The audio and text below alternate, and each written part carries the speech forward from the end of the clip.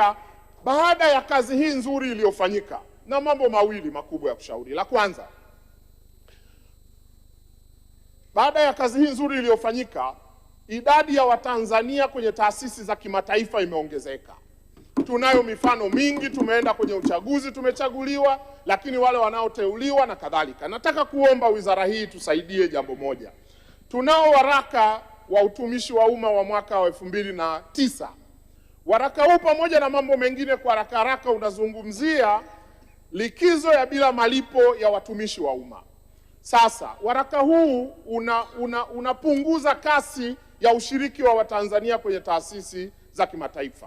Kwa nini? Kwa sababu moja, kupata likizo hiyo imekuwa tabu, lakini likizo hiyo ina masharti ambayo hawa Watanzania wazalendo wakipata fursa huko duniani, wakienda wakirudi huku, wanarudi kuanza pale walipotokea.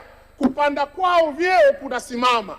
Sasa nadhani hili lina discourage hawa watu kwenda huko nje. Ninakuomba Mheshimiwa Waziri, tunakuamini, nina hakika unaweza, shirikiana na Wizara ya Utumishi, nendeni mkapitie upya waraka huu ili tuongeze idadi ya Watanzania.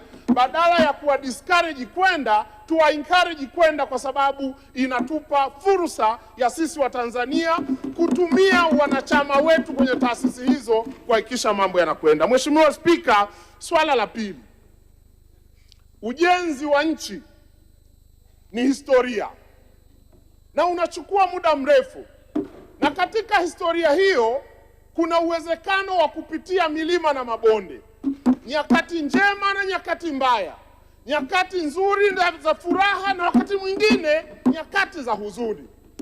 Na nahodha mzuri anapimwa wakati wa dhoruba. Nchi yetu imekuwa na miongo kadhaa ya kujenga historia yetu na mahusiano yetu na marafiki zetu.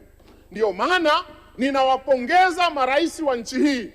Katika misukosuko, katika raha, bado diplomasia ya nchi yetu imeendelea kushamiri.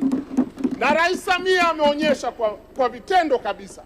Tulipopitia mawimbi, rais amesimama imara, ameonyesha uzalendo, na hili limepeleka salamu duniani kwamba hata kama tukipitia matatizo, bado tuna uwezo wa kushughulikia matatizo yetu wenyewe. Na hili limempa heshima rais wetu, na hili linatupa sisi kumuunga mkono rais wetu kwa kazi anayofanya.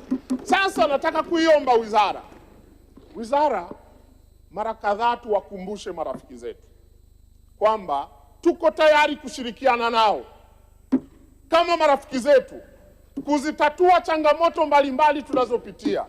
Lakini muhimu wakumbuke, nchi hii iko huru, ilipata uhuru wake. Uhuru wetu hatukupewa kama zawadi, tulipambana tukapata uhuru wetu. Tuko huru, wa uheshimu uhuru wetu, tunaheshimu mchango wao, tunathamini mchango wao kwa kushughulikia changamoto tulizonazo, lakini waje wakijua nchi iko huru na wa uheshimu uhuru wetu.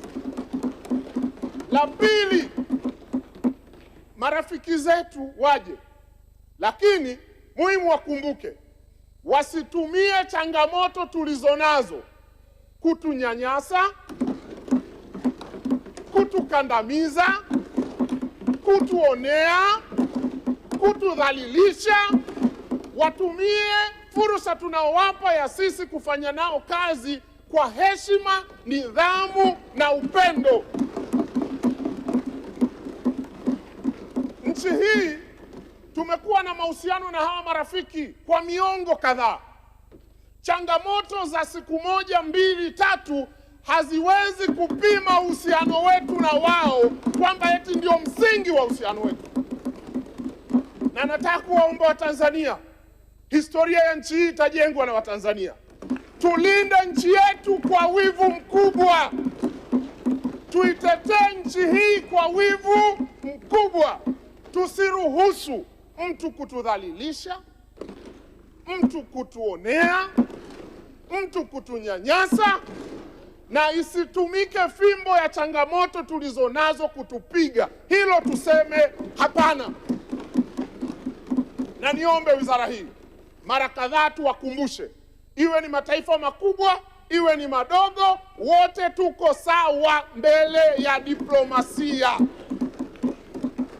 Kwa hiyo waje tushirikiane, tufanye nao kazi. Na waziri, umefanya kazi nzuri, umetembelea mataifa kadhaa, na na hakika utakwenda kwenye mataifa mengine. Naendelea na msimamo huu, hatufungamani na upande wowote, lakini watuheshimu wanapokuja kufanya kazi na sisi. Wazingatie hii nchi ni huru, wahakikishe kwamba wanaheshimu uhuru wetu, watuheshimu, wasitudhalilishe, watutendee haki. Mheshimiwa Spika, naunga mkono hoja. Asante sana na kushukuru. Kasako Media, tunaangazia maisha, tunaandika kesho.